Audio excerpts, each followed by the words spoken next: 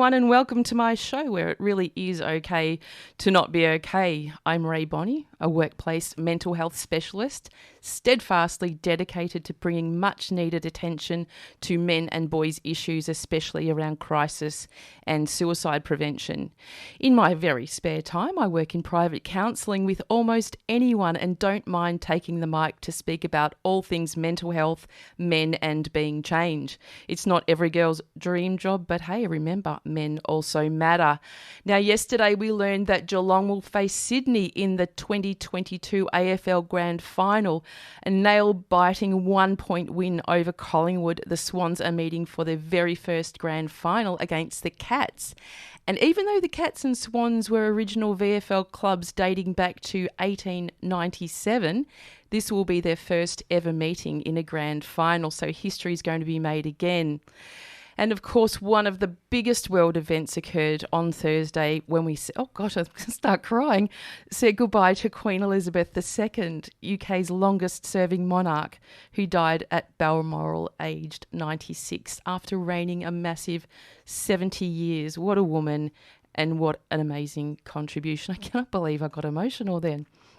Anyway, today, as always, I continue to unwrap one of the greatest gifts going around, and that is people.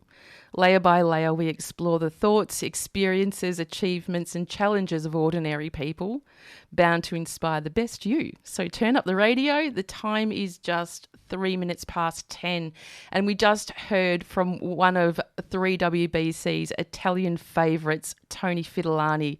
My goodness, it was, if my endorphins weren't boosted when I got here, Tony makes that happen. Just listening to Tony, being hugged by Tony and welcomed by Tony is something that's it's just something else, actually. Hopefully you enjoyed his Italian show. I think he's coined it Tony's Italian Show. And I commented to Tony, what an original title that is.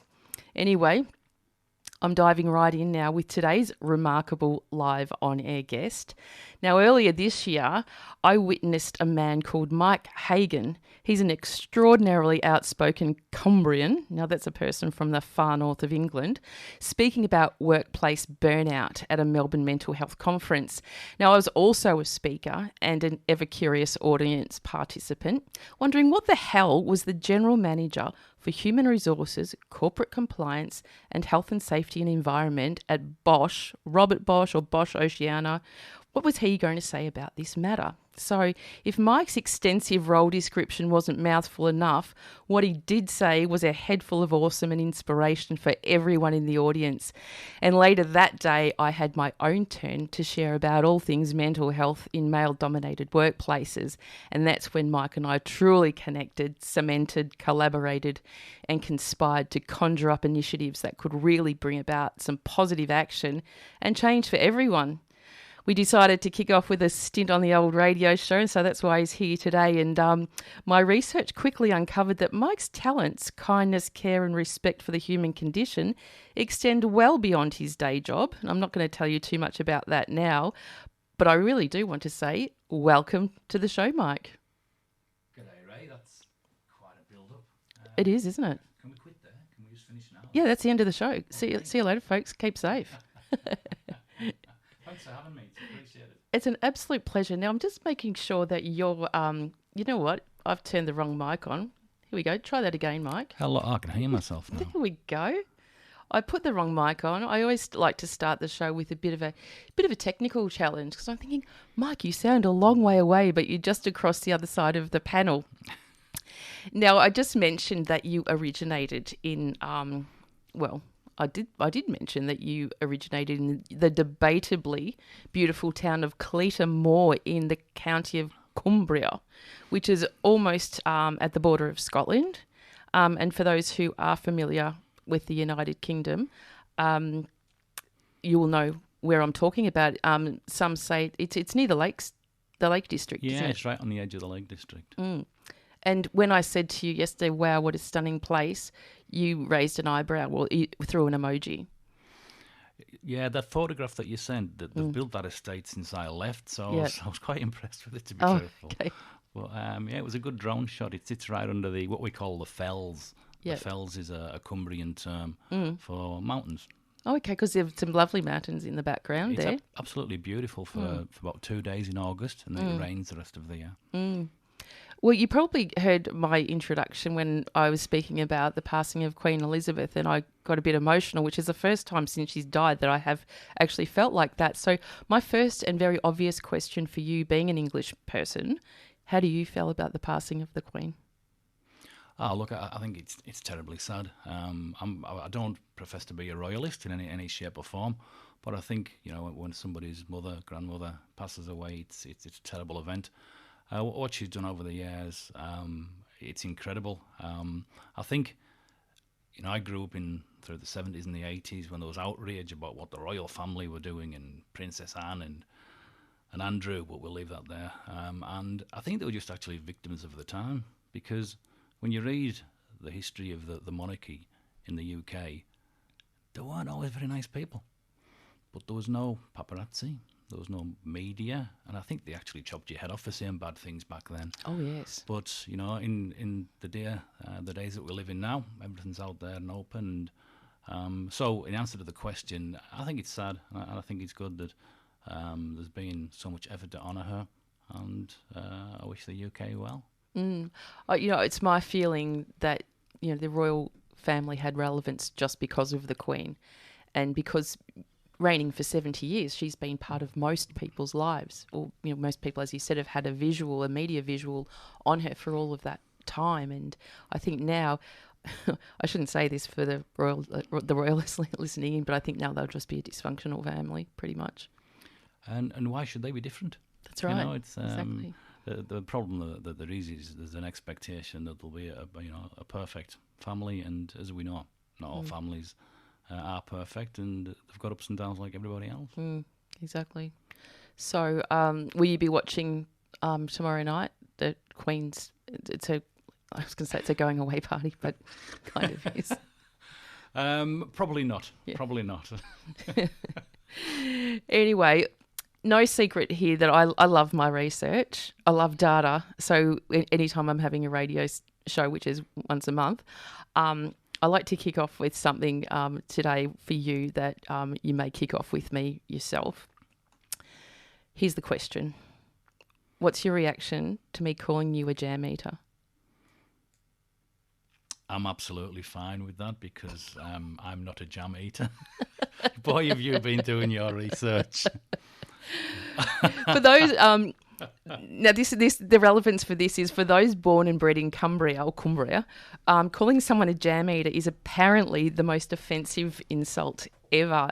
And it said the origin of this widely known insult has been debated for generations, but the most common theory is that it comes from when the miners of Whitehaven and Workington would take sandwiches down the mines for their tea, and if you whacked out some jam sandwiches, you were thought as being poor. That's where it comes from, and it still causes quite a bit of tension today. So it's true. Yeah, it's true, and you know, anybody visiting and, you know, being in the vicinity of a conversation where people in the pub are arguing about who eats jam, it can be quite a surreal experience. Yeah.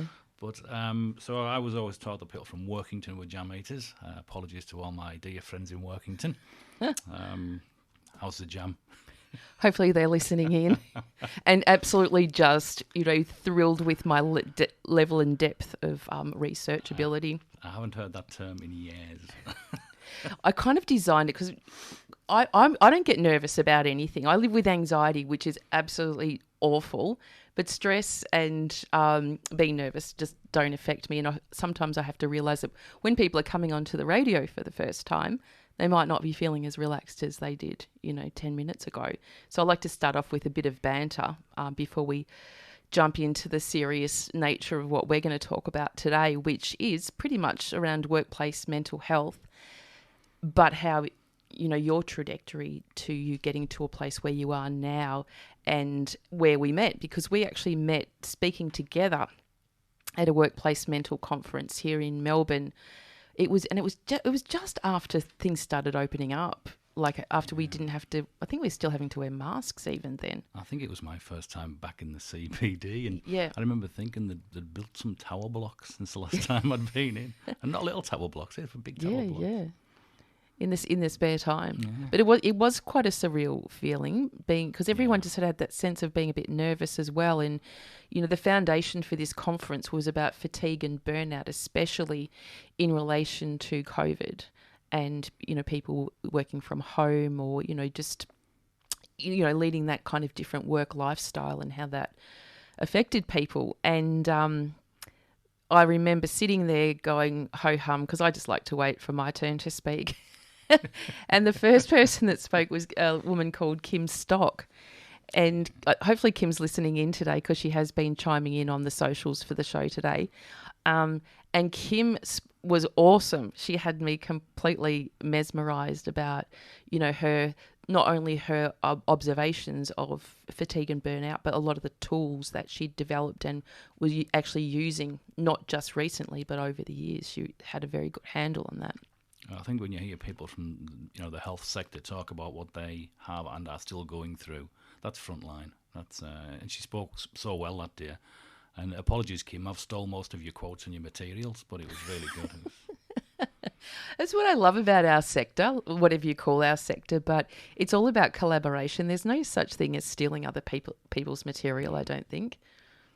Look, I think it's got such a noble intent, and I think without the collaboration, we wouldn't be as effective in the things that we endeavour to do.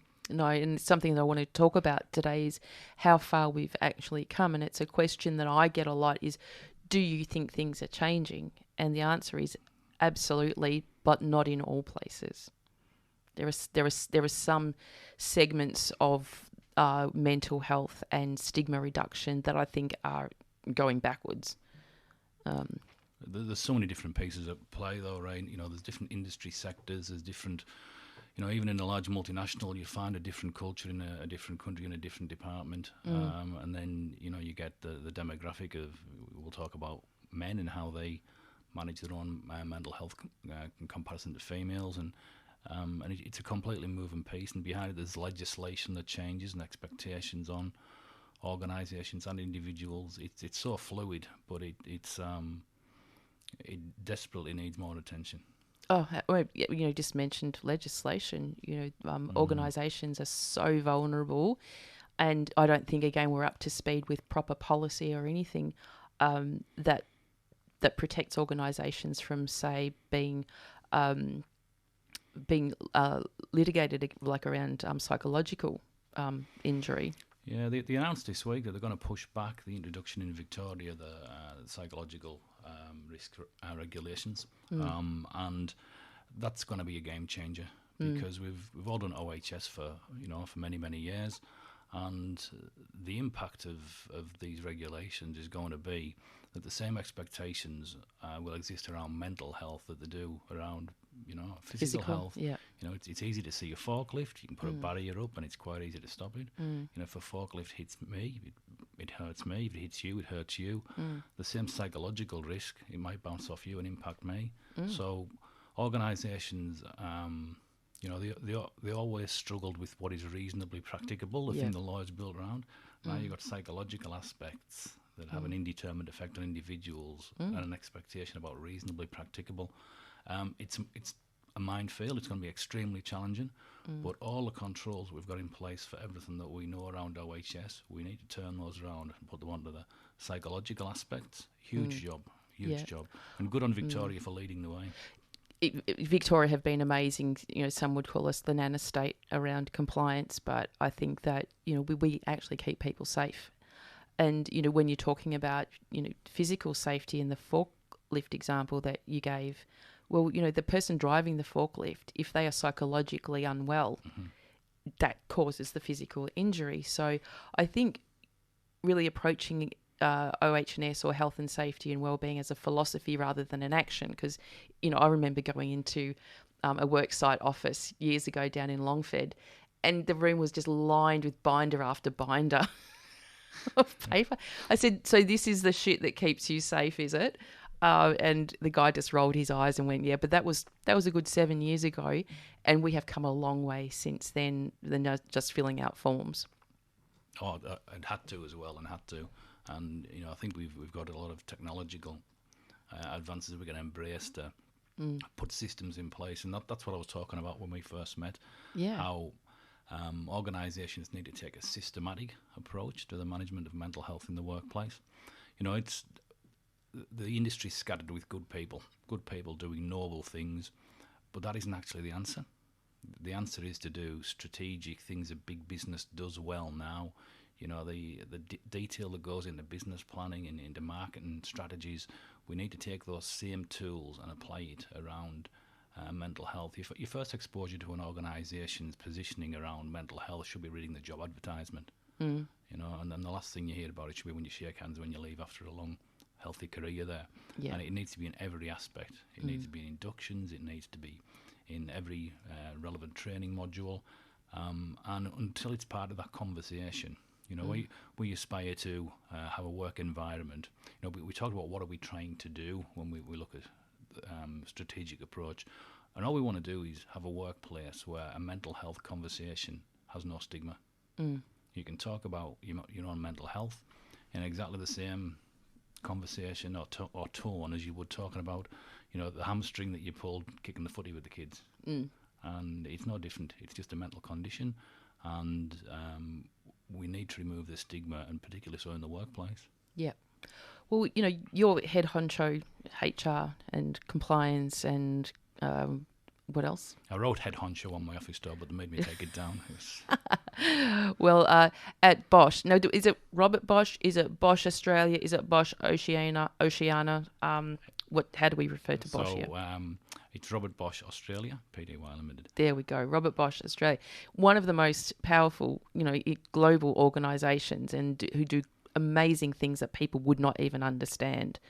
And I came to visit you there the other day, and it really is an environment that you walk into, and you can just see that, and not that there was a lot of people there on that day, but there is so much to be done that supports the human condition within your environment, which I guess is largely due to the work that you've been doing there. Oh, look, I'd like to take credit for it, but really it's also part of the global values piece. So I always say that the second best kept secret in the world is that Bosch are actually owned by a charitable foundation that's based in Germany, and it's something that isn't marketed. It's just part of the constitution of the organisation, and we have two boards of management.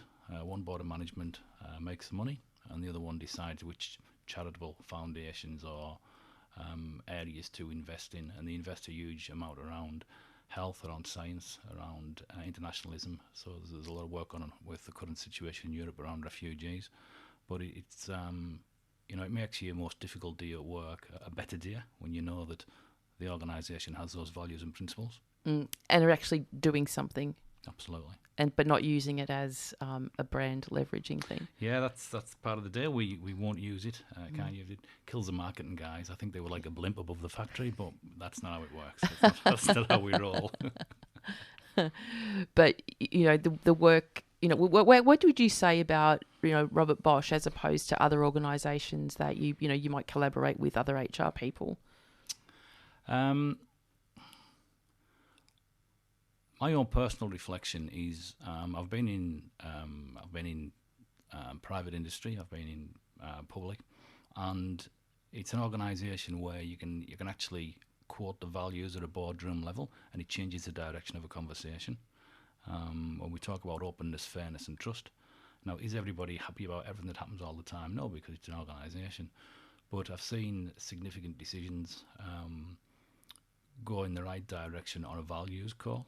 We're privately owned. We don't have to do the quarterly returns, where the shareholders will be, looking to vote on the performance. So, as a global organisation, we're financially independent, so we can determine what we want to do. We have an unofficial internal position that we will invest twice as much in research and development as any other blue chip company. So. Somebody once told me that we actually record, I think there's 25 patents a day in Germany. Wow. So there's a huge piece around, there's over 100,000 people connected to research and development somewhere. And the whole ethos of the organisation is invented for life. And I just thought that meant that we made power tools that lasted a long time, but it's not. It's actually around the betterment of life and sustainability. So we actually went carbon neutral last year. Had to use offsets in some areas, but there's and that was a values piece, and we're going into the COVID period, and there was a lot of nervousness. Wasn't many companies decided to go carbon neutral that year, but that's what we've done. Wow. So what does that mean for people that are listening in? It means that you are minimising or removing the offset that you leave behind on the planet from the operations and activities that you do. So is that both operations and your products? It is indeed. Yep. It is indeed. So even through the design, we have a thing called Design for Life around the products that looks at the full life chain of where it will end up at the end of life. And it's not a landfill is the target. Yeah. So there's a huge, and that's been that was the thing when I started in Bosch 15 years ago, when nobody was talking about it. So there's an awful lot happens under the bonnet. Oh, yes. Well, you were so incredibly generous to me recently when I had a bit of a malfunction at home where my washing machine blew up.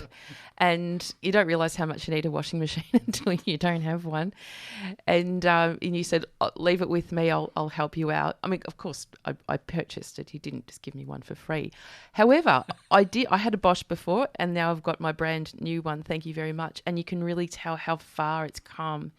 Technology has come in a relatively short period of time, just even how it turns itself off. And, I'm forever walking around the house turning off switches, But, if we have more of these products that actually, look after themselves, so to speak. One of the projects that has been worked on is a washing machine that doesn't use water. You said that. Go yes. figure, yeah. Yeah. I have no idea how it works. I'm not entirely convinced that the guys weren't winding me up either.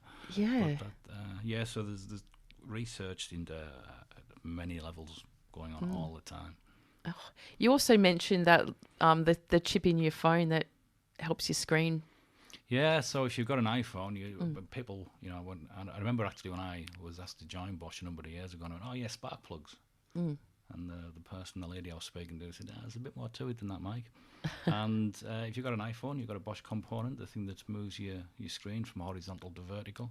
Yeah. Up until not too many years ago, every third car on the planet had a component from the Clayton location in it. Oh, right. So it's they're not always visible, not sexy things that we may make, but they are everywhere. Yeah, until you scratch the surface, you just have no idea. And I think, even, organisations bringing children in, children of workers into organisations to show what their parents do in some way helps educate our generations, our up and coming generations about what's really happening in the world. Yeah, up until COVID, we were running a project called Learn at Bosch, and it was focused at grade 6 school children. And we would bring them in and show them. We wanted to show them what a factory of the future looked like, and the robotics and the automation aspect. Because let's face it, most people's idea of a factory is when they see the gunfight on Netflix and two people are chasing each other around an old dilapidated factory. And so we got a great response from the schools, but then when COVID kicked in, and we haven't been able to relaunch that. Yeah. How's your environment adapting now that was it the World Health Organization announced the end of the pandemic the other day? Look, I think we're the same as everybody else, really. There are, I think one of the biggest legacies of COVID is people don't want to go to work on Mondays and Fridays anymore. And, every organisation's looking to what the future should look like. And, look, we've always been a flexible environment because we work on European times. So, we would change the time of the day to accommodate the evening calls, accommodate most of the evening calls. And we're just embracing it or looking at the flexible arrangements we have around that. We kind of do want people to use it as a centralised hub, because one of my personal opinions is that I think people undervalue workplace community. And since I've been back on deck for quite a while now, and I've had a number of "Are you okay?" conversations with people that really needed help. I've been talking to these people for 2 years on Zoom and Skype and Teams and all the things that you do, And until you actually finish talking about work and you're walking to get a coffee and you have a conversation, you think something's not right here. So I think, Are You OK Day? We've just had Are You OK Day, or Are You OK Week, as we have. And I push people to have, every day should be an Are You OK Day. But it's really hard to have a genuine Are You OK conversation when you're That's on a call right. with another 12 people on a screen. So Well, even face to face, it's difficult. As you know, I've been flat out presenting for Are You OK and other events over the last few weeks, and the question always comes up. But what do I say what's the next thing I say? And it's not so much, I say it's not the words that you use, it's what's on your face and what's in your tone. That's really, really important, that a person feels cared for and they feel validated. And I mentioned before, there are some places where we're not doing so well in terms of evolving, mental health conversations, because stigma is still really alive, especially in workplaces where people do judge you if you disclose a mental health problem. And there's a lack of trust that you're able to do your job, do it properly, not let the team down, and perhaps you're even weak. That's a common... all of the above, it's. I think it stems, now this is from the science of Mike, so that's when I just think things, and there's no scientific basis for it. But I do firmly believe that part of that response and the stigma is fear-driven, and people don't know or don't understand what a mental illness is, and that they consider it as something that is terminal. Once there's a mental illness, it's there forever. That person's unreliable. That person, we can't depend on them to do that thing. We don't approach that for the person, I mentioned earlier, who's torn a ligament kicking a football. But also the distinction between what is a mental illness and what's a mental health challenge. We don't define, like so many people will just go, well, that's an illness, and then we're defined as being ill, rather than so many people will have a situational crisis that will impede their good mental health. So that's not an illness. That's just something that, that's just life. I mean, we all live with a level of physical health, and we all live with a level of mental health. I know if I don't sleep at all during the night, my physical health is not as good as it was if I slept, and nor is my mental health. Absolutely. The two... Doesn't make me ill, though. Just means I didn't sleep. It just makes you grumpy in the mornings. I'm never grumpy. Speaking of being grumpy, I'm just looking at the time, Mike. We've already raced through the first half hour of the show, which is pretty incredible. Not surprising, though, the way we both speak. So what we come to now, Mike, is what I call the very special guest song request. So guests get to pick their own songs for the show, but I mix them all up, so there's no particular order. So I give cryptic clues around what the song is, and they have to guess it. And the clues are usually so cryptic or stupid that they never guess. So when you're not daylighting as General Manager for Human Resources, Corporate Compliance and Health Safety Environment at Robert Bosch, you've been known to front Melbourne's finest rock and roll shambles, the mighty Swamp Donkey, not to mention leading an international floating muso ensemble known as the Distant Conspirators. Hell yeah, do tell. That's all true. That's all true. I wrote that myself. So I have the privilege of playing in the mighty Swamp Donkey. I did not pick the name. With Mark, Trevor and Darren, if they're out there. Is that Darren or Darren? Darren. You said I could have a special microphone. Yeah, I'm going to... my accent. I have to interpret for people because it took Tony Fidelani about 10 minutes to work out how to say Mike. I do have a number of very dear colleagues who will regularly translate in meetings and say what Mike said was. But yeah, I play. I do gigs with Swamp Donkey, and that's a great deal of fun. It's the easiest band I've ever been in. Bands have always got tension, and there's always an ego somewhere in there. It's normally the singer, but considering I'm singing, that's not the case in our band. And it's great fun, and it all stopped during COVID. Yes, it all stopped, and for ourselves and everybody else on the circuit, and all the people that made a living out of the circuit as well. Mine's a hobby piece. That was people's livelihood. And the Distant Conspirators, that was really the thing that kept me, I guess, balanced to a degree during the lockdown. I didn't have, when you've got health, safety, human resources, and you look after a site, anything with the word COVID on kind of came across the desk. So there wasn't a huge amount of free time. But the free time I put into a recording project. I had some songs that anybody who's ever recorded songs will know that you really like the recording till about 3 weeks afterwards. And then you think, I wish we'd have done this, or I wish we'd have had more time to spend on that. So I made an album of songs that I'd recorded over the years, and I wanted to redo them, to re-record them. And I got in touch with a dear friend, a guy called Timo in Germany, who sent me some bass parts, and I was sending rough tracks out. He's putting 2 or 3 different versions on it, comes back to me, and I would mix it. And then I was talking to a friend in the UK, and they said, yeah, well, could I get in on that? And then it just grew. It grew and it grew, and volume two's actually in progress now. I was recording last week with a fantastic singer, a lady called Cathy Rust, who honestly, Janis Joplin-esque vocals you would kill for. So anybody out there who wants to be a distant conspirator, drop me a line. It's just Google distant conspirators and Mike Hagan, and it'll just pop straight up for you. Don't you love Google? It's in the clouds. But you know what I really love about this as well? It's just another story of what people did do during the pandemic. And we talk so much about the things that we lost and the things that were never coming back and all the blah, blah. But, so many people like you got off their asses and went, okay, what can we do to, keep communities alive, to build connections in ways that it's fun, not forced, but creative. And this is what you've produced. So the first song that I've actually chosen is not off that album, but it's something about mental health. Do you know what it is?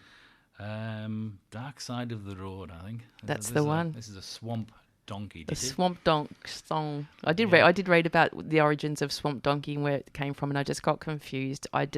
My head was full of so many things. I went, let's just leave it at that, right? It's good advice. And then you erase your history on your computer. So, That's right. Yeah, this is a track that we had floating around for a number of years. I think Trevor came up with the original idea, and the lyrics are actually about managing mental health. I don't think the boys know that, so. Yeah, spoiler. I read that too. That perhaps they don't know. Are they listening in at the moment? I think one of them is, or possibly 2. I'm not sure. Well, shout out to whoever's listening in from the Swamp Donks. I shouldn't call it that. So we're going to go to a break, and when we come back, I'm going to take you all the way back and get you to skip us through your whole life trajectory, including your time at British Nuclear. That's a really hard word to say for me. And what's been happening on Bandcamp over the years, how it's all led you here. So don't go away. You're listening to 94.1 FM. It's just 38 minutes past 10.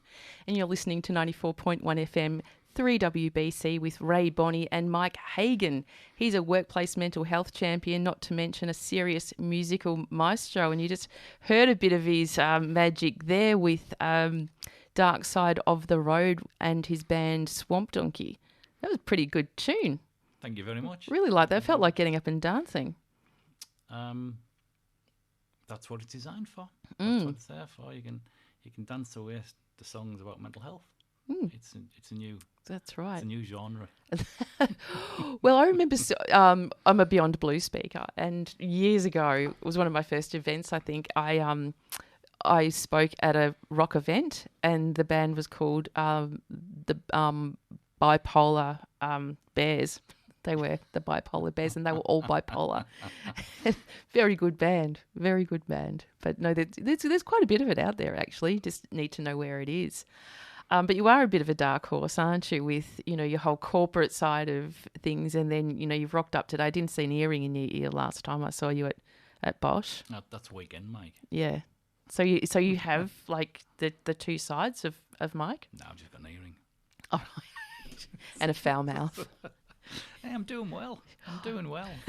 Well, I was reading about the swamp donkeys, and I was going to talk about it, but it was like really hardcore. It's like if you're going to come and see the swamp donkeys, you got to get pretty carton and tear up the floor and Well, yes and no. We actually we played an 80th birthday party last weekend. oh wow, Yeah, it was bizarre. It was a friend of a friend, and some people that come to see us regularly. And there's a lady who was in an RSL, and I'd seen her before dancing, and we just had her as the funny dancing lady. And apparently it was her 80th, and she'd said the family wanted to have a party. the funny dancing lady. And she said she'd only have a. Hopefully she's not listening. She said she'd only have a party if that donkey band plays. Oh, it gets more surreal. And she had a request that was communicated to us by her nephew, and it said she wants you to play a song, wants you to learn a song. Teenage Dirtbag. I kid you not. So we had to very quickly learn I'm Just a Teenage Dirtbag for an 80-year-old at the Upway RSL. Wow, is she a cool 80-year-old? Oh, she's great. Yeah. I hope I'm doing that when I'm 80. I'm doing that when I'm 70. Oh gosh, that's awesome. That is awesome, and I think again, this is probably getting a bit off track, but we so underrate our Twilight generation. Just Absolutely. one actually of my friends. He's not listening in this morning. Ken Lyons. I met him here at 3WBC, and Ken is about to turn 98 years old and still does radio. And Ken has also been recently performing at the ESPY as well with Michelle Ciccardo, who was also a presenter here at 3WBC. Wow. Yes, so it's like my life is full of these people that I'm just so not ageist at all. I'm not scared of getting old. Anyway, enough about me. I realised I talk too much on air. So as promised to our audience, I'm going to be quiet and take Mike all the way back to the beginning of the Mike Hagan story, which started at Cleator Moor in Cumbria. Indeed, for those of you who have just tuned in and will listen to Mike and recognise he has an accent that originates from the north of England, the very far north of England. And you were born there. I was indeed. And anybody from Cleator Moor or Cumbria listening in will be saying, oh, Mike's got an Australian accent now. Have you? Because this is cleaned up. Oh, right. Because my son's father, Simon, he's from Burnley. And Burnley. Well, but I listen to him, and he still sounds like he's got a really strong accent. But when he goes back to England, I know that they go, "Oh my God, your accent's really dodgy now." Yeah, you slip back into it very, very quickly though. But if I was to speak in the native Cumbrian dialect, you wouldn't have a chance. You wouldn't have a chance. Give us a go. Can you say something? Did you enjoy that matter or as ganyam? Did you enjoy that marrow? It was yum. Please don't do that, or I am going home, friend. Not even close. Was that actually spoken in English, or is that a dialect? That's a dialect. Oh, right, okay. Yeah. That is so cool. There's a bit of Scandinavian. The Vikings popped in for a while in the 11th century, so there's a bit of that going on. Ah. And I've seen a documentary about Cumbria. It was on one of the Sky channels shortly before I came to Australia, and they actually put subtitles on when they were interviewing locals. So it's a heavy dialect, but the UK the dialect changes every 10 kilometres. Yep. You can tell. Oh yes. So you can tell who's a jam eater and who's not. Or you drive into Wales and it's like, oh, now I can't read anything. Yeah. So what was it like growing up there? Cleator Moor. Cleator Moor is, so I mentioned earlier, it's sort of nestled under the Cumbrian fells or the mountains, and it's on the edge of the Lake District. Its origins were back in the iron ore boom, and a huge, it often gets called Little Island, and Hagan isn't too far removed, too many generations from the old country. And then after the Second World War, there was a huge influx of Italian, so there's a lot of Italian, a lot of Irish heritage there, and the iron ore came and the iron ore went, and when the steel industries died, that took the growth out of Cleator Moor. but it's a beautiful place in a beautiful setting.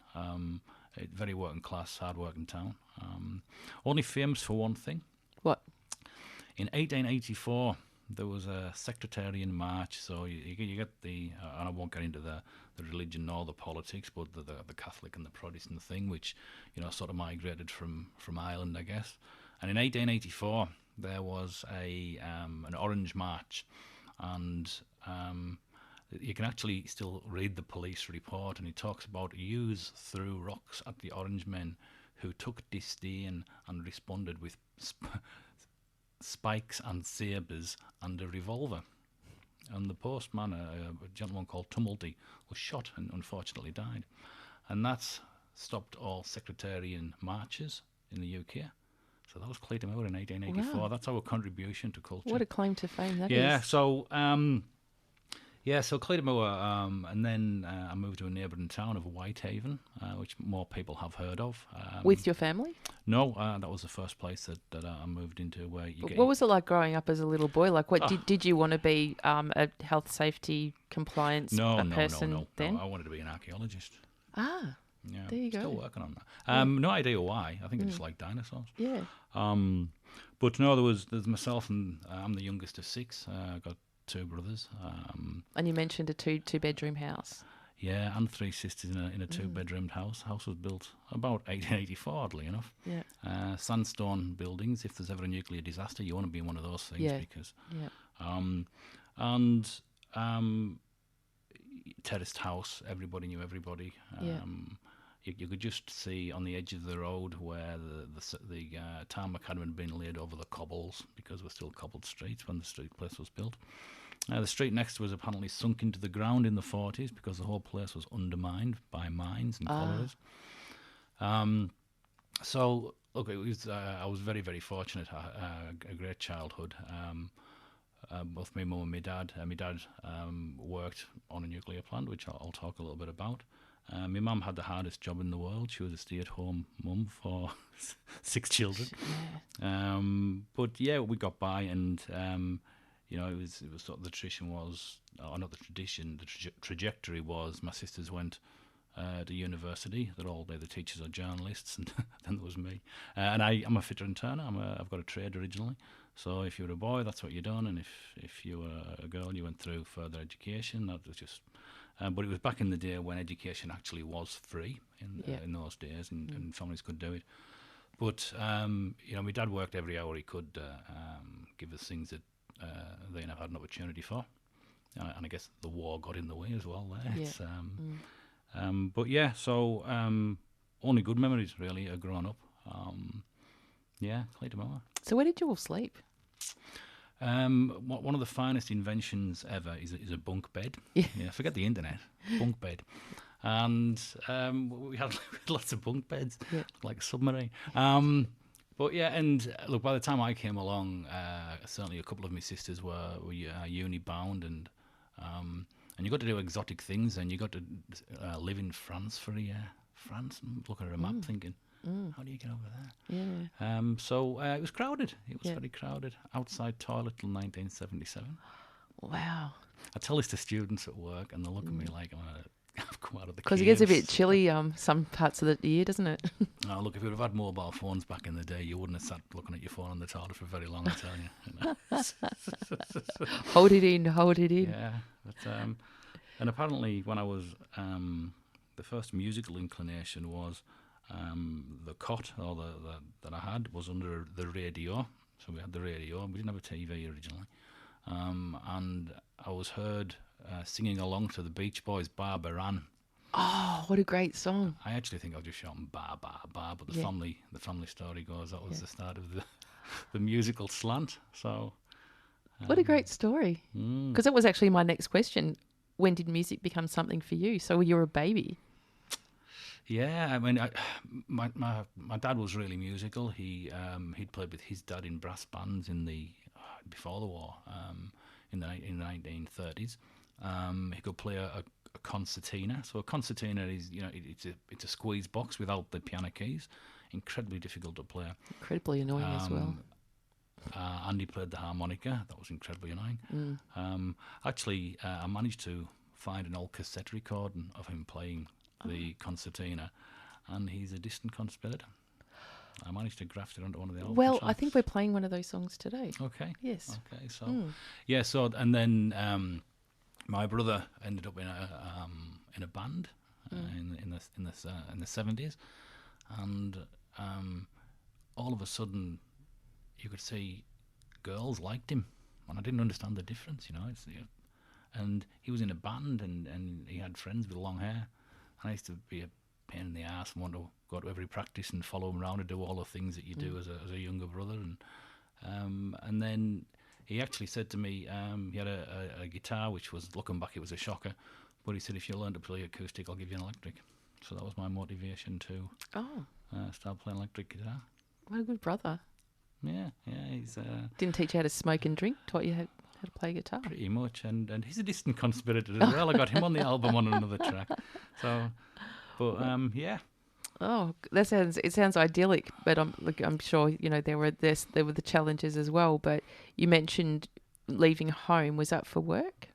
No. So I got an apprenticeship when I left school, and it was you mentioned there the nuclear industry, and look, it was certainly after the steelworks closed down that was in Workington nearby. It was very much a single spoke economy. You had a nuclear plant that on a given day with all the contractors there'd be 7,500 people on the location. I remember when I came here and I went to Bosch and somebody said, "Oh, it's a big location." Yeah, this place had 2 postcodes. It was huge, and everybody worked there. So my 2 brothers worked there. My sisters had gone to uni, and that's how it was. So I served an apprenticeship there, and not long after serving the apprenticeship, there was an opportunity to be a health and safety rep, and you got 10 Mondays off to go and train. And part of the deal back then, as I recall, was that you had to be the shop steward as well. So I became the shop steward and the health and safety rep, and I'd done that for a number of years. Met some fantastic people, and then I was pretty proactive as we call it, an HSR here, a health and safety rep, and I got asked to work on a couple of projects from the management perspective, and that was quite a tab going from from the union side to do these things, but it was giving me an opportunity to follow what I wanted to do, because I've always been passionate that people shouldn't die in a workplace. People shouldn't be injured in a workplace. What we aspire to do, and we should always aspire to do, is people go home in a better condition than they arrived. And so I got an opportunity to work on some safety-related projects. And then I was asked to undertake some training. So this is where, when you don't stick in at school and you go back when you're 29, it gets a bit harder. And I ended up as it's what we call a duly authorised person, but it meant you're in charge of the controls on a nuclear waste silo. Wow. Yeah. And that was probably when I started to have my first realisations that there was a thing around mental health and stresses and strains around there. What was the thing that highlighted that for you? Yeah, and I'm quite open with this story. I wasn't for many years. I thought I had insomnia. So I'd been doing the gig for quite a while, and it's you don't want to get it wrong. It's a nuclear plant. It's you've seen The Simpsons. It's not a good end. No. But I actually thought I had insomnia, and I thought I wasn't sleeping, and so you'll have a glass of wine before you go to bed, and then you'd have 2, and then you just still didn't sleep, but you didn't feel great the next morning. And then what I now recognise as anxiety was creeping in, and I got to the point. What did that feel like for you, anxiety? It felt like not wanting to go into a supermarket on your own. Wait until 10 o'clock at night to go to the supermarket. And I didn't tell anybody. Didn't tell a soul. Didn't even tell Jane's my wife. She was my partner then. And then one day I'd popped back down to the union office to have a chat with the guys, just social conversation. And a guy who I had a huge amount of time for, a huge amount of respect, and he was old school. He was bulletproof. If he was going into the argument, he was going to win. And he walked in the office and said, "I've got stress." He said, "I've been diagnosed as having work-related stress." And he described how he was feeling, the symptoms, and it was like it was inside my head. And for me, I thought, if that guy can go and ask for help, it's maybe I'm not that weak. Maybe, it's okay. And so from actually starting to realise that to going and make an appointment to speak to somebody, 5 years. 5 years, it's... and you lived with all those symptoms? Yeah. Yeah. The ironic thing was, Friday, Saturday night, I'm stood in front of a stage, fronting a band. And I think that was just the release. But I also remember... I've got to take some humour looking back at it, We were driving to a gig, and I was driving, and I'd said to the guitarist next to me, he'd been prattling away, and I've got to be honest, I'd zoned out.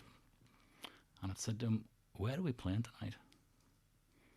And he said, well, I kind of hope you know, Mike, you're driving. I said, yeah. I said, where are we?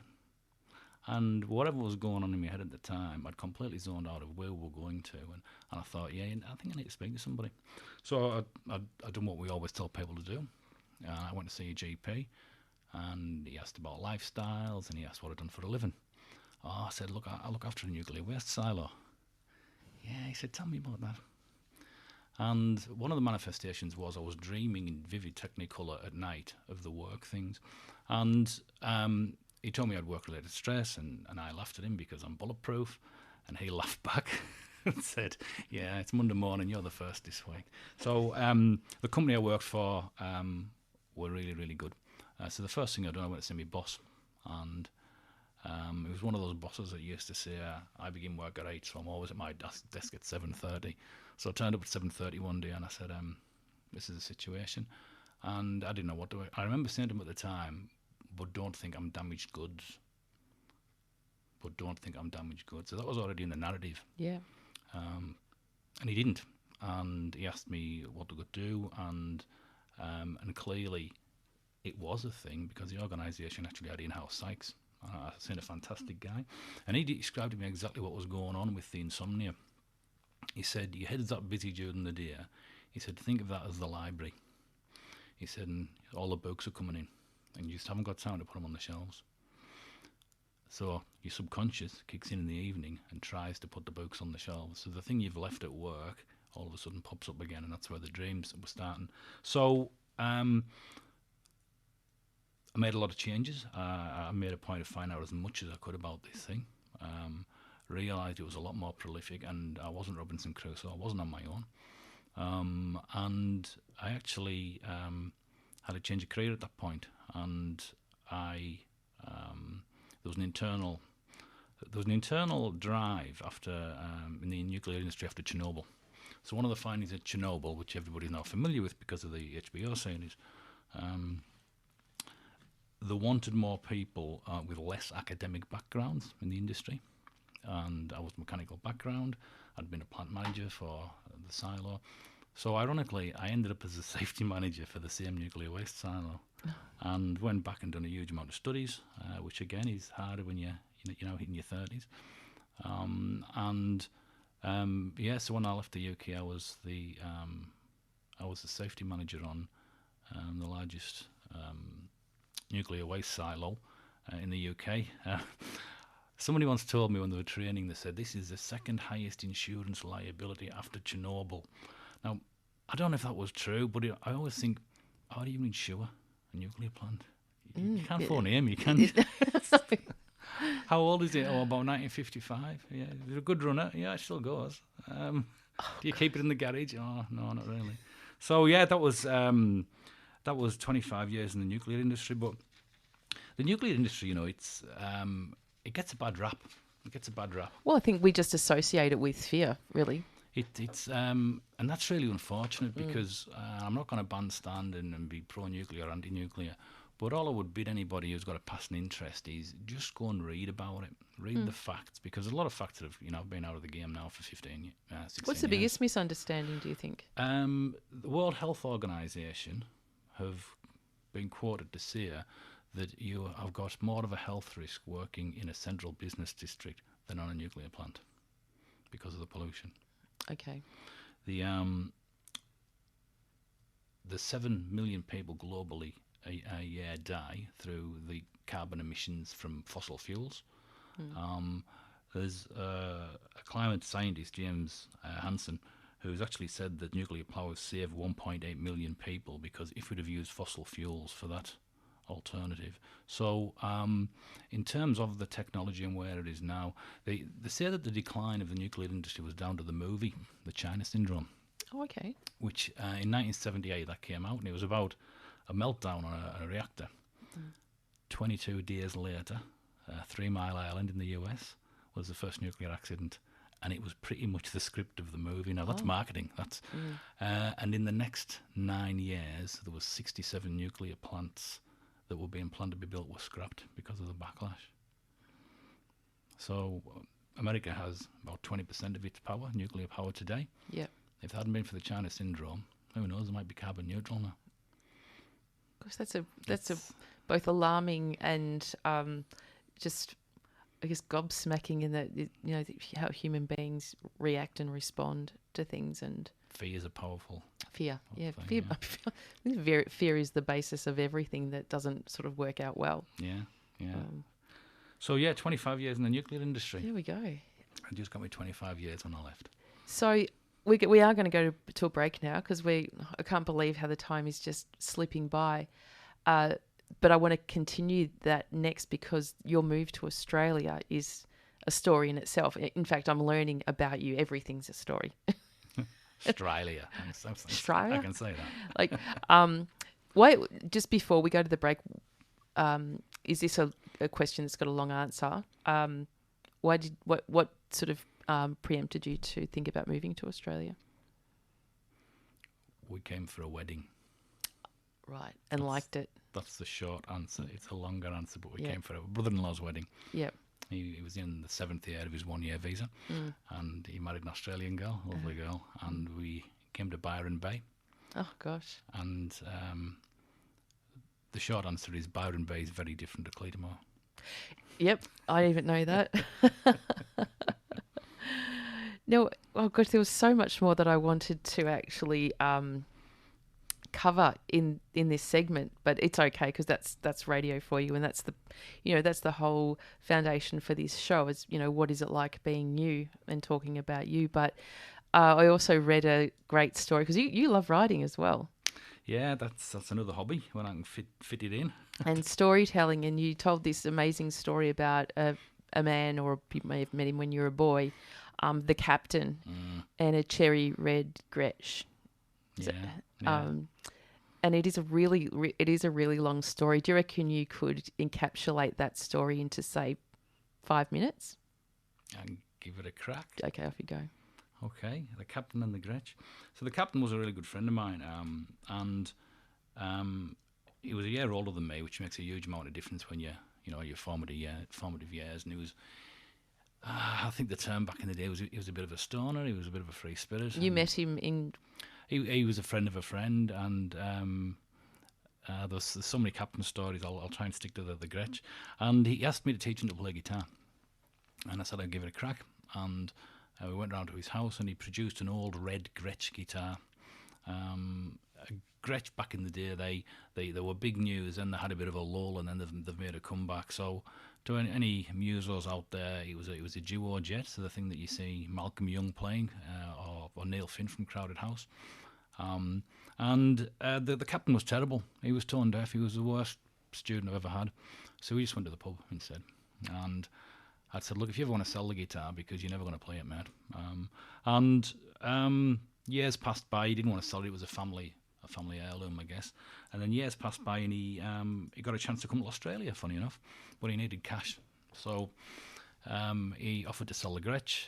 I bought it for everything that was in my apprentice bank account at the time. I think it was maybe £200 because we just had a bonus. And I bought the Gretsch, and I took it to London, where You bought it for £200? Yeah, I had no idea what it was worth. Yeah. I just knew Gretches were worth a lot, and he needed to get to Australia the next day, which was Christmas Eve. So the captain headed south. I took the Gretsch to London, which was, country bumpkin in London. They tried to kind of rip me off and offer me some money to keep the guitar, which made me realise it was worth something. Because you took it there to repair it? I did, yeah. That was the only... Well, it was the only place I knew of that I could get the repairs done. We got the repairs done, and I played it for a number of years. Unfortunately, the captain's no longer with us. He passed away in a mountaineering accident. A very dear friend. And the deal was, I'd bought it for £200, and I said, well, if I ever do sell it, because his only request was, I'll sell it to you if you're going to play it, but not just as a move it on type of thing. So the deal was, if I ever sold it, I'd reduce whatever the cost for the repair was, and I would split the difference with him. And so when we came out to Australia, the captain had left us, and so I sold the guitar. He actually covered our flight to Australia. He ended up in Dusseldorf, which ironically was a place that I spent a bit of time with the captain. He used to roadie for a band I played with in Germany. And I bought a hammock, and it's called the Captain. And I still have the hammock in the garden in Ferntree Gully. Wow. Every time I lie on there, I think about the Captain and the Gretsch. But I want to actually put the story you've mentioned. I've had a few requests to publish it, so I'm going to put it on the Distant Conspirators website. So. Yeah, check it out, people. It's a really good read, and it takes you in, and it's a bit emotional. I think Mike's getting a bit emotional now just talking about it, but there's so much more to it than that. But I searched out a photo of you and the captain, and you look like you have not eaten for about 6 months. You're so thin. That's a long time ago, that one. And now he's sitting on top of looks like an ant box or something like that. And it looks like you were having an interesting time. I think the picture was we were actually on tour in Germany when that was. Yeah, good photo though. So you can probably guess what the next very special guest song request is. Yeah, with the Captain's song, I imagine. It is the one indeed, and this is by the Distant Conspirators. It is. It's one of my own songs. I wrote it over the years, and it's about the captain, and there's another couple of characters in there as well, but I'll leave you to work it out. Yeah. Well, this is for you, the captain, and don't go away. You're listening to 94.1 FM. 11 minutes past 11. That's 1111. And you're listening to 94.1 FM. It's 3WBC with Rae Bonney and mental health change agent Mike Hagan. How's that? Sometimes I just trip over myself.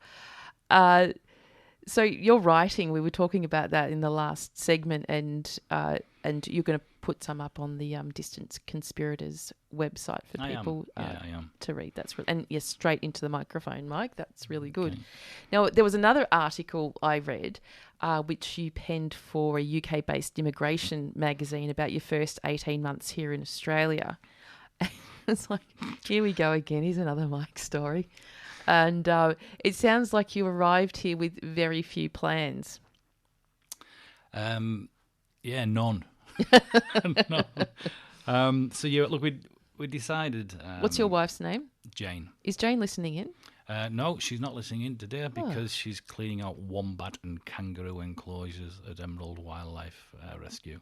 She volunteers at the weekend looking after wildlife and was out yesterday rescuing noisy minor birds from the roadside. She's a very special person. Well, she's really taken on Australia then, hasn't she? Oh, very much so. Yeah. Very much so. Well, she'll get a recording of this so she can listen later. So well done, Jane, and thanks for taking care of Mike. Under the wildlife, yeah. Yes, Australia. People say, well, why Australia? Why did you come? And I think, like any decision, there's a push and there's a pull. And I mentioned the pull, Byron Beer. It's pretty nice. And we'd always talked about retiring to somewhere in the sunshine, which is maybe a bit of a POM thing that and Jane's parents had they'd retired to Spain at the time, and I came back from Australia thinking, well, why wait till we retire to go and live somewhere we want to live? And being mechanical engineering background, we went to Canada because I've got to measure something to compare, and beautiful place, but we fell in love with Australia. And put in applications, and despite being qualified to manage the safety on a nuclear plant, because I didn't have a university degree, I was rejected. Good old Australia for you. So I'd contacted, I think it was the Safety Institute of Australia, and they went, oh, yeah, no problem, there's plenty of work. And they said, shame you haven't got a trade. I said, I have. But I thought I would lead on the, Yeah. the more grown-up things that Yes. I'd done since. No disrespect to any tradies out there. So we got accepted for a visa application for the state of Victoria because they were looking for fitters and turners at the time. And about coming out without a plan, we decided quite early in the piece that we weren't going to worry about what we were going to do when we got here.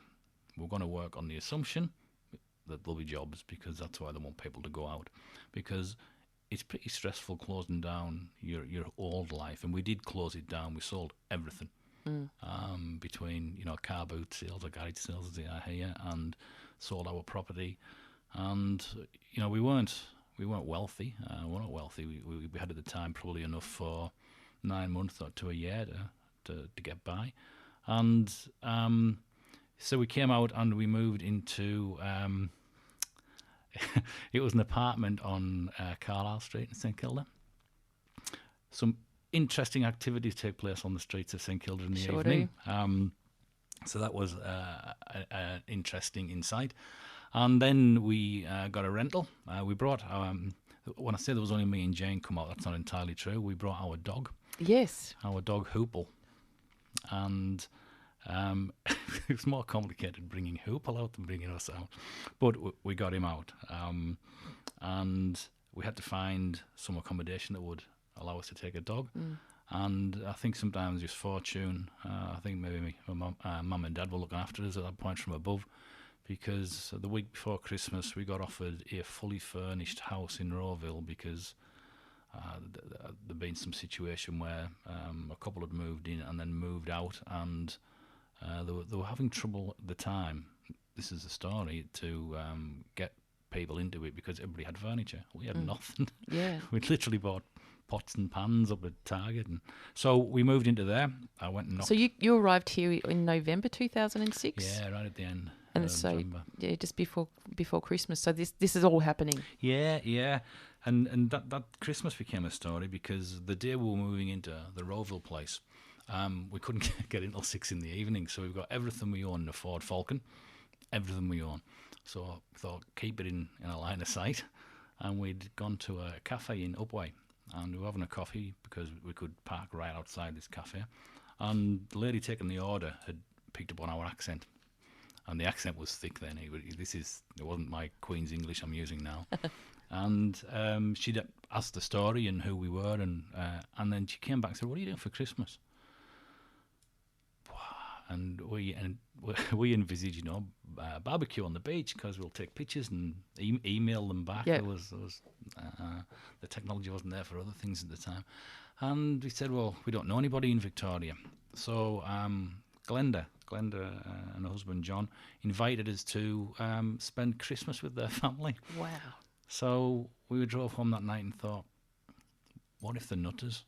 What if that's a terrible word to use, but what if the serial killers that are luring us in? Because this kind of thing didn't happen a lot in Clayton, and not to my knowledge.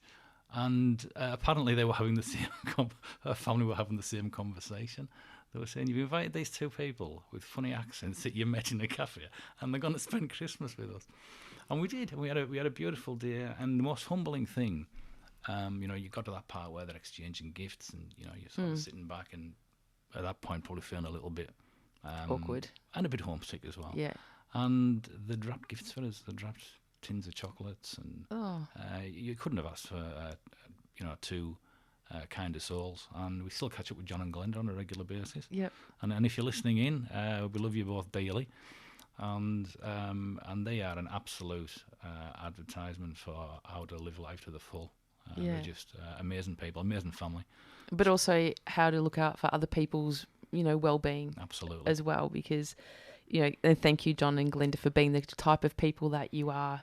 Because look, I'm not doing anything at Christmas this year. If I'm, you want to I'd guess. highly recommend it. But that's what a great introduction to Australia as well. The appendix of that story, I guess, is we got the keys, moved into the house, and the next door neighbour, I went to knock on the door to introduce ourselves, to say, we just moved in, and I'm Mike and this is Jane. And the guy who opened the door wearing a Zildjian t-shirt. Zildjian is a brand of cymbal for drums. And so I knocked on the door with a view to saying, I'm Mike, I'm your next door neighbour. I said, "G'day, mate. Oh, are you a drummer?" He went, "Yeah. Do you play?" "Yeah. Come in. Do you want a beer?" And he's a drummer of Swamp Donkey. That's how I met him. Oh, gosh. And yeah, hitched me wagon with those guys. And so some things just fall into place sometimes, you know. Yeah. How long did you spend at the Rowville place? 18 months. And then we moved, we got jobs and got mortgages and do all the things that you do when you emigrate. And that's what I was writing in the magazines about. I was wanting to do a real life portrayal of what emigration's about. You know, it's about tax file numbers. It's about getting a job. It's, you know, it's actually not home and away. Spoiler alert to everybody in the UK. It's not neighbours either. So, and then we moved into Ferntree Gully, and we've been there since. And it's a beautiful place, and it's I describe it as our happy place. It's our safe haven.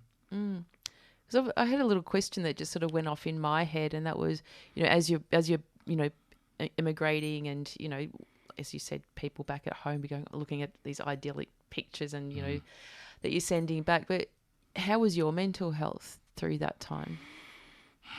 Because I'm not assuming that when you had your challenges back, when you had your 5-year challenges, that everything just didn't go away. No, and it hasn't gone away. And that's I often say you know, you live with it, and you learn to adapt. And I've got a very almost strict regime now.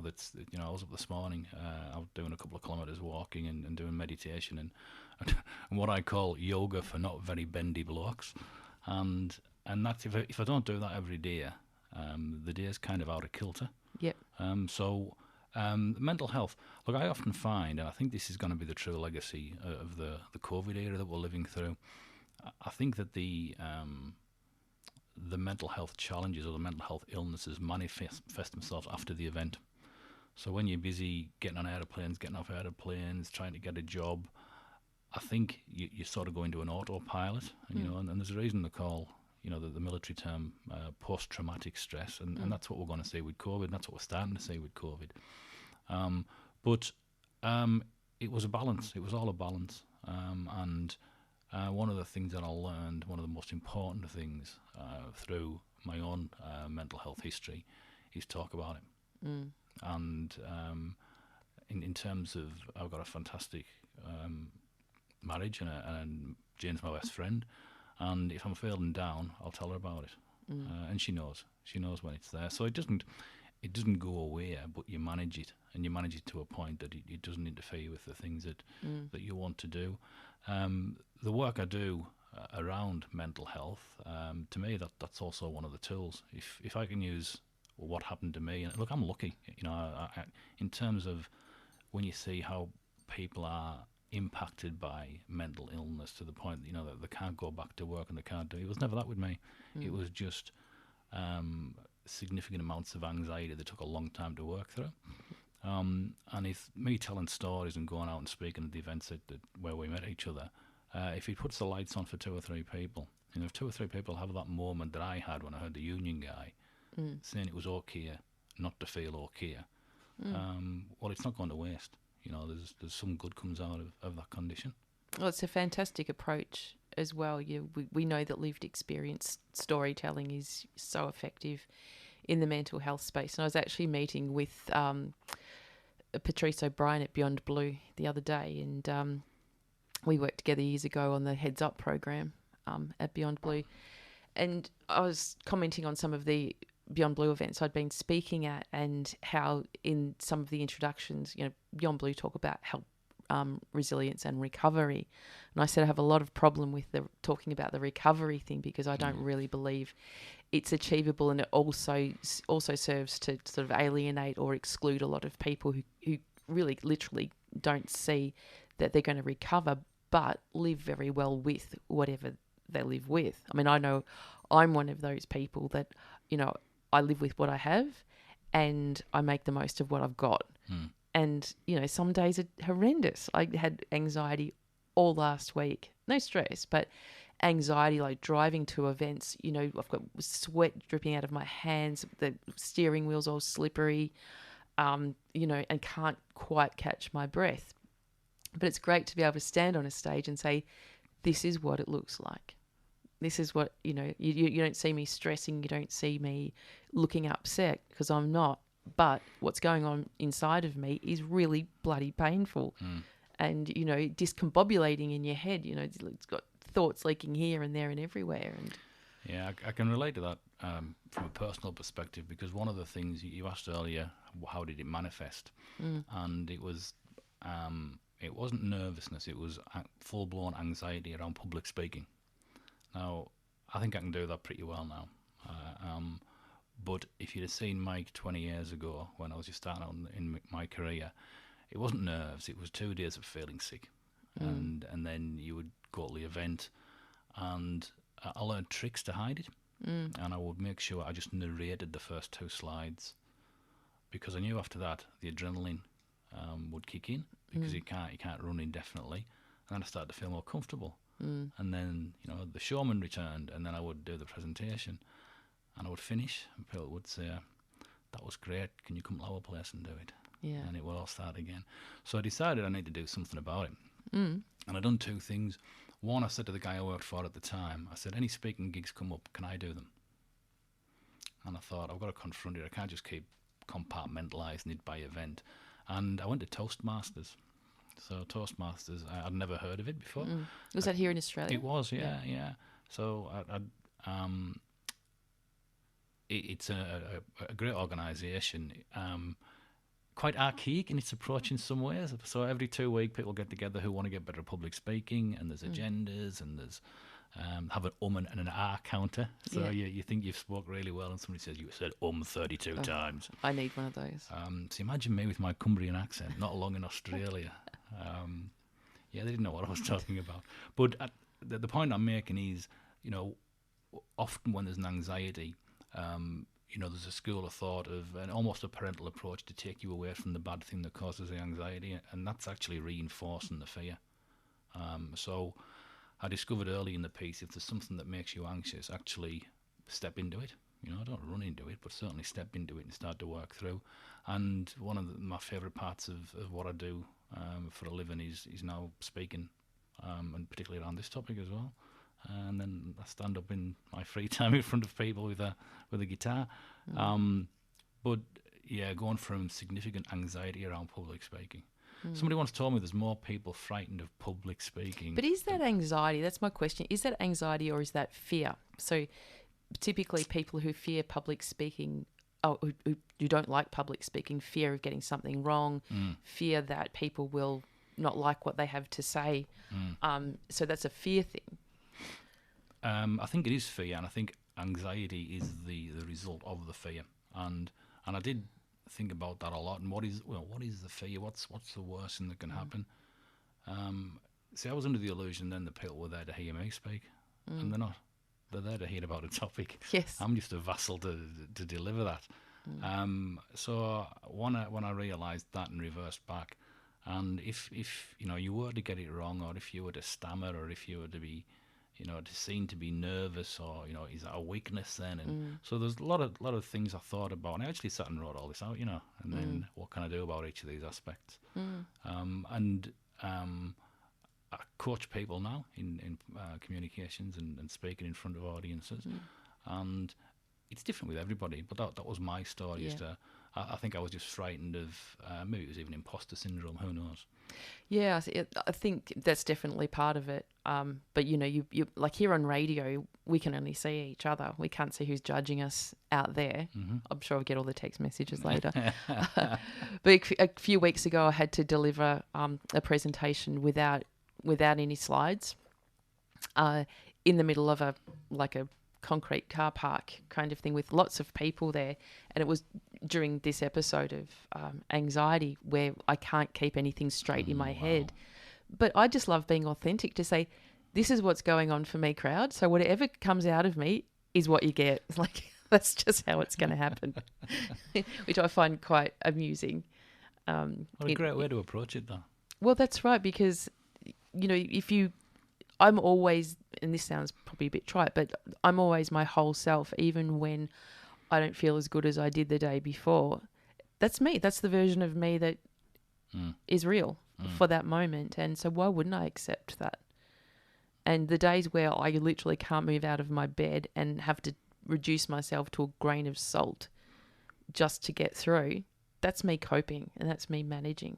And that's okay. As long as, like you said this morning, you get up and you go for a walk, I know that there are a million things that I need to do to reduce the risk of me getting to that point. So we do need to take responsibility for what we live with as well. I often find also that people will take the steps after the event until they feel better, and then they'll stop doing the walks, they'll stop doing the meditation, they'll stop doing the yoga, they'll stop doing the the self-development things. And we don't treat our cars like that. You know, we service them on a regular basis. Some people do. Bosch, you've got some great service centres. There's a plug. But all joking aside, I think I often encourage people, do the things that help when you're feeling good. And there's a high likelihood then that you won't feel bad, or you won't feel as bad. So I think I'm a big advocate for preventative things, and as you mentioned earlier, the physical and mental, the hand in glove. Yep, and they're intertwined. They're betwixt. They're everything. I've actually been doing a lot of research into alcohol and the effects of alcohol on our mental health and our physical health as well. And it's just a no-brainer. Don't drink it. Like it's so bad in every respect. And I love wine. I could just drink all day long. I just love it. So having to sort of make that decision not to drink it because it's just not good for me, and it does affect my mental health, and it does affect my anxiety. If alcohol was a new product, it would never get marketed. No. It wouldn't get on the market. It's poison. Today. It's pretty much poison. Yeah, but it's very, very ingrained and established now. So I don't. Yeah. Think, But it's sort of just, the more research I do, and there's some amazing people out there advocating for sobriety, and not in a way that's pushy to say, nobody should drink, but just even the way that it just completely just saps all your happiness hormones, all your dopamine, your serotonin, it all just goes. And, you wonder, why do you want to feel so bad just for that first few drinks when it feels so good? And then it's all pretty much downhill from there. So interesting, though. Now, where are we, Mike? We've got half an hour left of the show. Should we talk about? Well, I think we need to go to a break. And what we're at the moment is another very special guest song request. And I don't think this one, when I said it doesn't really warrant a clue, but it might have to, because I don't think we even spoke about what led up to this song anyway. I don't know which song you're going to play, so I'm waiting with bated breath. Okay, it's something about, how can I make one up on the spot? Well, what does it feel like being you today, Mike? I should have anticipated that question, because it's the name of the show. I feel good, and I feel grateful that I do feel good today. So it's a good day. It's a good day. On a good day. God, I'm clever, aren't I? The way we just weave things in on the spot. Yeah. So tell us about this song. This song, again, actually has a mental health connotation. This was, so you think Swamp Donk is a bad name? I was about 10 years in a band called Skunk in the UK. I went from a skunk to a donkey. That stinks. And it was great guys, great fun. And we done a couple of albums, and we got to tour in Germany quite a lot.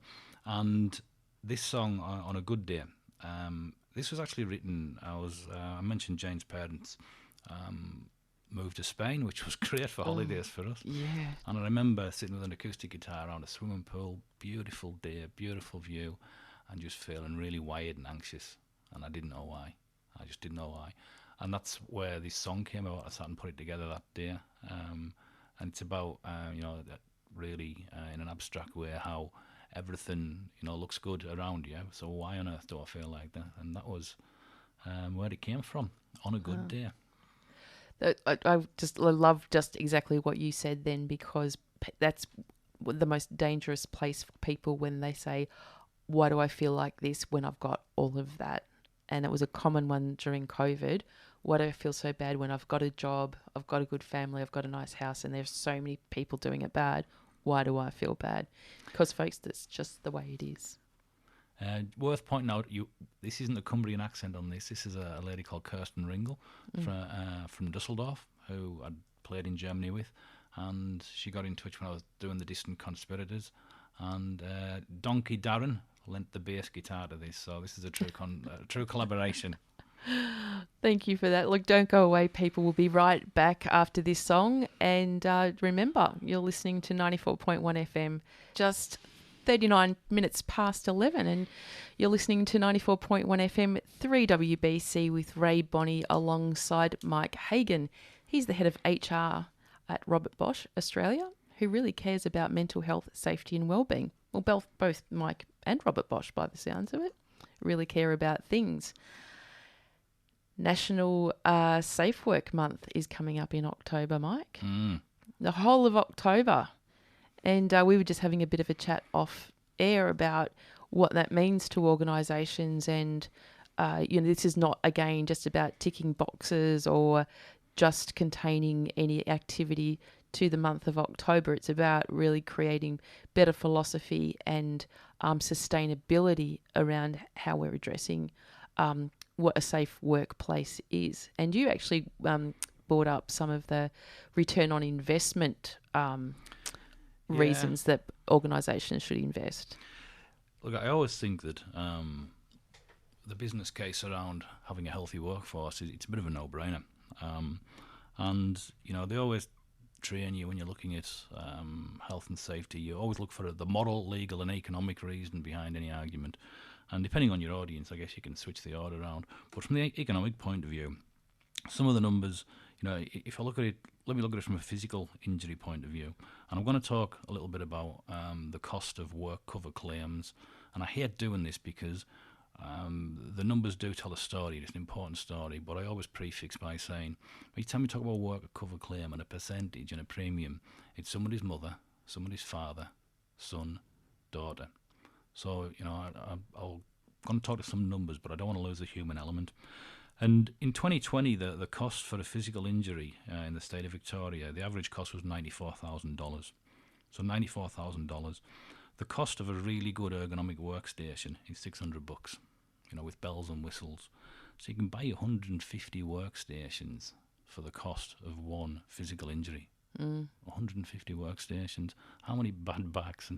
Because we all know working from home, the value of an ergonomic workstation. So 94,000. Then let me overlay that with the same year and the average cost in Victoria of a mental health claim, $221,000. So not 94, 221. Now, if you're an organisation that typically, if I go into corporate speak, has a 5% return or a 5% EBIT, so for every $100,000 that you make, you end up with 5,000 in the bank. Taking those numbers of $221,000, if you've got to actually pay that from your bottom line to cover a work cover claim, how much more revenue do you have to make to actually, negate that? And you miss that resource as well, being that person. I'm only talking the top of the iceberg. I'm only talking the 11% you can see. And the number's 4.4 mil. So, the cost to an organisation in terms of what you've got to go out and do. So the actual financial case to do the right thing around, mental and physical health.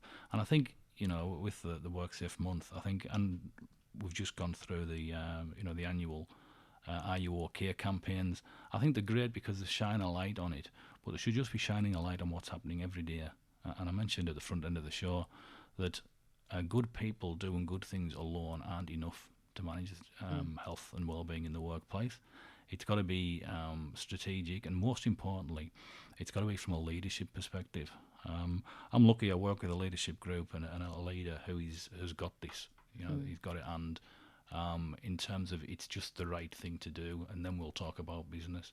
And until you get that genuine, authentic mindset, it'll never really float. I've worked in organisations where I remember a senior person saying they didn't have the time, or they didn't want the traffic associated with health and safety. What a terrible human being. Terrible. But it's about leadership, and it's when I talk about strategy, it sounds a bit complicated. It's not. You know what you want to achieve, you put some measures in place, and then you start measuring, are you actually achieving the things, not anecdotally or everybody feels better. So one of the things, but we have the technology now that we can measure. We can do it in real time from an app. But one of I'll only talk to one key performance indicator, which I think is really important, and that's how many of your senior executive attend the health and wellbeing events that are put on. To start measuring that one. Yeah. Because they're not compulsory either. No, not at all. But from, you mentioned earlier regarding, right, it's just got to be part of a dialogue. It's got to be part of how things happen. And people do what's important. People do what they believe is important to their boss. And if the boss is front and centre on this, people will follow. Oh, absolutely. Mum and dad have to be in the room. They just have to be. And, they have to be engaged with their people and leading their people. This old school of, doors shut and, not, there are still no organisations that are, building new offices where the C-suite sit in a different spot, or they've got, I don't know one that has a different lift for the C-suite. No plebs in our lift. They must be really special. Yeah, I know. It just doesn't work for the human condition. No. So, again, I digress as I often do, but there is such a strong economic case. And, we talk about how many people are impacted in the workplace, and we'll talk about the 1 in 5 people in a 12-month. When we talk about those figures, what people often don't realise is the basis for all the stats we talk to today. When that information was put together, it didn't include homeless people, it didn't include people that were incarcerated, and it didn't include people that weren't fluent in English. Now, those figures are being refreshed at the moment. So when you think 1 in 5 people is impacted, that's not true. It's more than that. It's more, yeah. So I'm interested to see what the new statistics will tell us. Yeah, but there's statistics as well. And I think if we wed ourselves too closely to statistics, that's what we're always looking at, and we sort of miss the big picture about what we can be doing. And baseline for me, Mike, is just be kind, just be respectful, and just give a shit. And that's not rocket science. No, it's not. That can absolutely change a person's day. I mentioned to you before, I had a woman over to my house on Friday night from Rosemount Kitchens, and she's having a look at renovating my kitchen for me. And she's a specialist, and she came in and she really cared about my house. And I've had so many people in to have a look at this project for me who just whiz through and go, oh, this is how much it's going to cost. But she stayed for ages, and she went through so much detail and so much care with my house as well, and what I thought that made me feel so good. There's a lot to be said for authenticity. Yes, but again, just don't be a beep, really, because that's the very thing that kills people, honestly. I say that. I usually use bigger words than beep, but on that though, Mike, I just have to say, if any of our discussions today have brought up uncomfortable feelings for listeners, or even for yourself, Mike, please remember help is there. Here's a few options for further support. Lifeline 131114. Suicide callback service is 1300 659 467, and emergency services is 000. And because I'm away next month, I won't be returning until November for the show. What does it feel like being you today? And that is the very day after International Men's Day, which will be the 20th of November. For October, I'm very fortunate to be travelling with a lovely client of mine, Abigail D. Complex Infrastructure. So I'll be travelling all over Australia and parts of New Zealand to talk to guys out in the field, and some girls as well, about mental health and how it's so important that we are investing in health, safety and well-being, and, reinforcing the message that it really is okay to not be okay, and speaking up is not only for your mental health safety, but also for your physical health safety. As I think we were mentioning earlier in the show, it could have even been off air, so many of our workplace fatalities and accidents that are physical will often have a mental health problem in the background. And I remember doing work for Metro trains years ago, and they rang me and they had a fatality, and it was a linesman. Anyway, this linesman got hit by a train. So with all the compliance, with all the high vis and all the barriers, that they were all there. Every box was ticked. This guy didn't see the train coming. And the reason for that nobody knew is that he'd broken up with his wife, lost custody of his kids, had financial issues. He literally didn't see it because he was so overwhelmed with what was going on for him. But he couldn't tell anyone. You know, that's where it's manifested itself to the worst outcome. And you know, one of the hats that I do wear is human resources. And I learned very quickly in human resources that there's not two sides to a story. There's at least 27 sides and a backdrop as well. And it's really important that you always understand the human condition and the reason for the thing. And it's always important, you know, I was saying HR, it's important to remember that the word human's in the title. And that's what we're dealing with. Yes. And that's right. We're dealing with people and how we address people. You know, if I'm having a conversation with somebody that, you know, I'm concerned about, I might say, do you feel like killing yourself? I can say that. But I'll also say, are you safe? And I don't think we say that a lot in the workplace. Are you safe? We say you need to be safe. Everyone needs to be safe. And here's our, you know, here's our stats that get put up on the board every day of, you know, near misses or, you know, zero, whatever that might be. But that's just a moment in time can change that. But asking somebody, are you safe? It's asking somebody, are you safe, and that not being an odd conversation. That's right. That's being a normal conversation. You know, are you okay is very general and broad. Is it okay? Well, what's okay? Well, I'm okay because I'm breathing, but I feel crap. But are you safe means something else. I think you get a different answer from every different person as well. It's, but again, that one of the, if I started talking about workplace culture, would be here next Tuesday. But in terms of, it's all about getting the culture right. And culture, there's an industry out there that defines it. But culture is just the way things happen around here. You know, and that's a combination of the formal structure, the informal structure, and the individuals you have within the organisation. So I always say marginalise the informal structure, just put good processes in. If you've got good processes in, you kind of take away the need for an informal structure. You know, you don't need to have your friend Bob in the warehouse who can move the thing for you on night shift because the processes you've got work. And then, again, banging on about authentic leadership. Once you've got that, work on the culture, be honest, what is the culture? What culture do we want and how are we getting there? But I think the misunderstanding is that people think culture is something that is just created. We need to build a culture. It's like, really, well, culture is the collaboration and the unity of people in a space. So if you have a culture that has, you know, Bob, Betty, Bill and Joan in it, that's a culture. But when Rae comes into it, then it becomes different. So the dynamics change and therefore the culture changes as well. I always prefer the word community. You know, what's our community like? And if you've, you know, a community cares for itself, looks after each other. And if you can get that into the work environment, that's what we need to drive towards. And to be clear about what it stands for. Absolutely. Because a community could all be about, say, farming. It's just about production and the people don't matter. But as long as it's clear, we understand what we're turning up for. That's the thing that discombobulates human beings is the uncertainty and not knowing what their purpose is. And if we don't have a purpose, then we're all over the shop.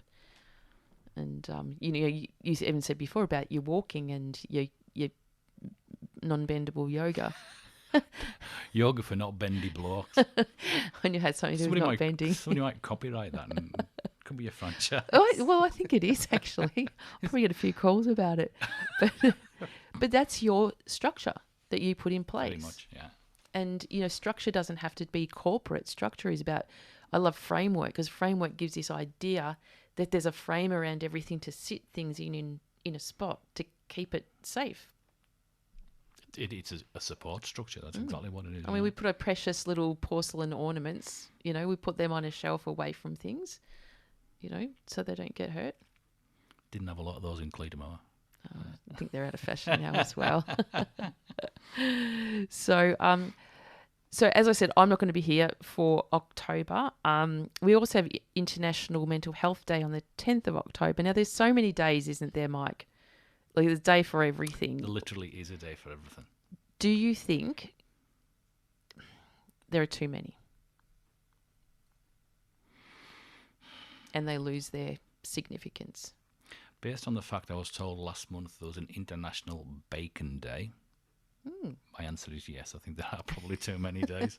I think there should be days that I guess, are significant. Now, you're a pig farmer, Bacon Day might be a big thing.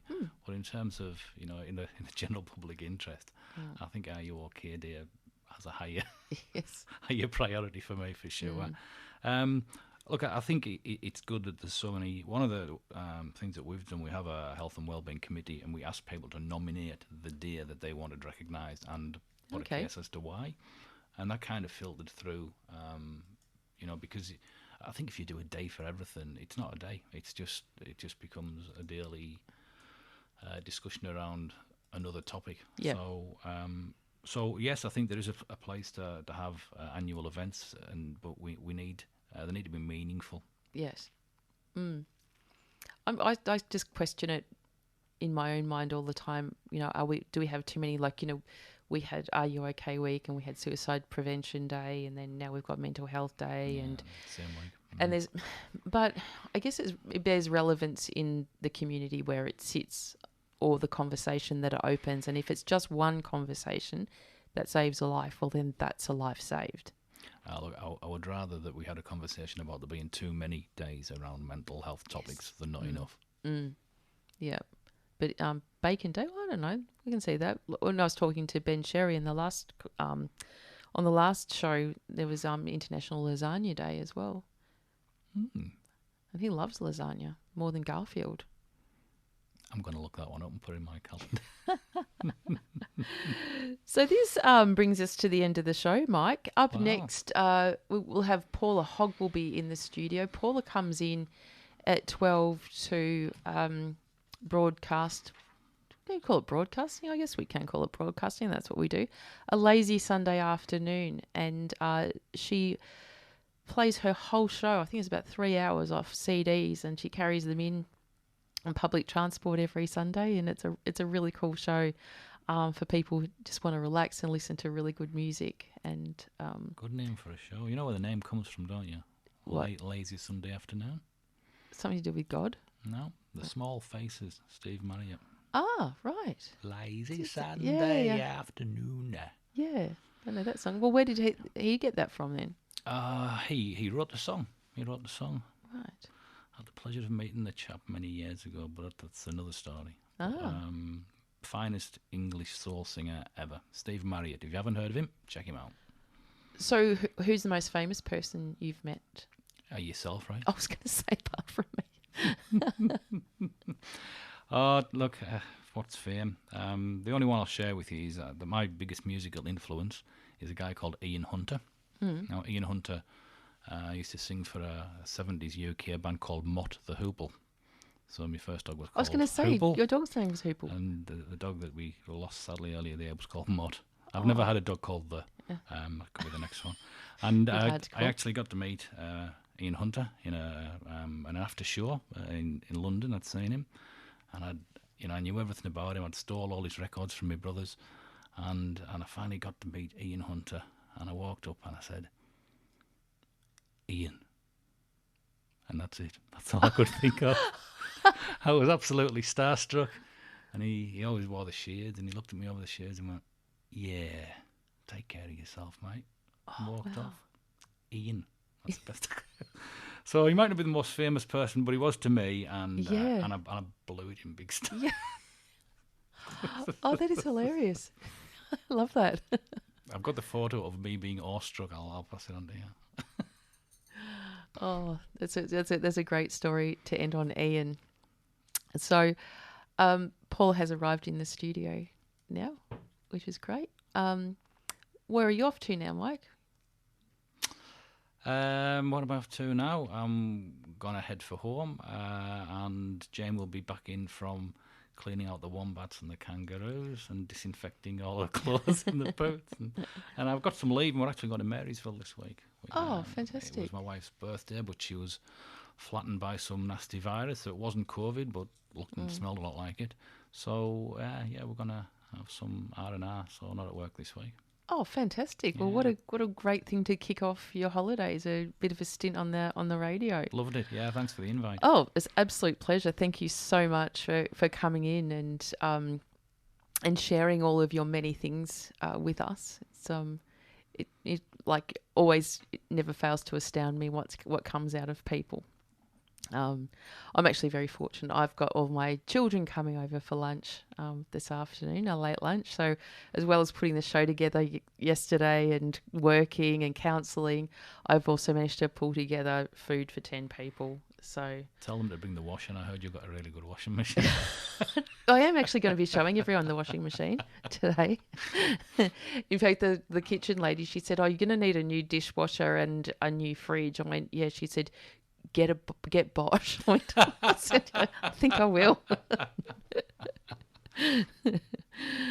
Anyway, she did. She had a lot of really great things to say about Bosch, and then I told her that you were going to be on the show, and I think she might even be tuning in. Shan from Rosemount Kitchens. If you are tuning in, thank you again for your beautiful service. That's a great plug. Yeah. So thank you, Mike. Thank you. Thank you, absolute everyone. Pleasure, and stay safe out there, everybody. Yes, you too. Remember, it really is okay to not be okay. See ya.